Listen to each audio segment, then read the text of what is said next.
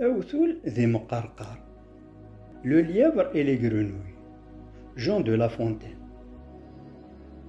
يون ووثول ذي الغارس يقيم ما يتخمم أمك يعدي الوقت وحدس ما راه يقيم يزقى مسكين هكا يزدغيث وغيليف يسوس من غيحكا ينغات الخوف كيف ذك قولي ساس يقار وذاك يتساقوا ذا تودرت نسن ثوار ذا خصار يزادن ورتسافن الفنا وليت القيم ثما تشمس ورسينن الهنا ديما ثالوف طرجنت اثنا مكي عاشا ورخسان غطيمنت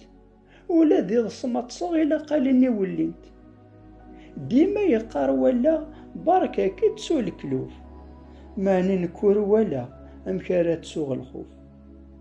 مي مقلغ ذي كل شي الخوف يدي يتسفان ورولا ذي الغاشي إلا وين ذي يشفان هاكا قاع شوثول أم يظلم مسا ذي الموثيس يسمقل غاس ما لا يتسعسا يتسرقيه يوضن يولاش ما يسلع كاب وينا يممضن أتفض ذي ثولة يهكني مسكين يبوا سميك تحسيس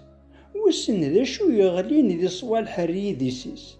الدغا يسوغ يدو قصي جلفا من العقاش يفغ سي الغارينس يرول ثوزيا ولاش أكن يبوض ساسيف الدغا مقرقر لا تجليف نسري في الدار ولا غير يغزر أوثل يتوهم كان سامان ميلا نطقن أسي قرزي غلان وذني يتساقوذن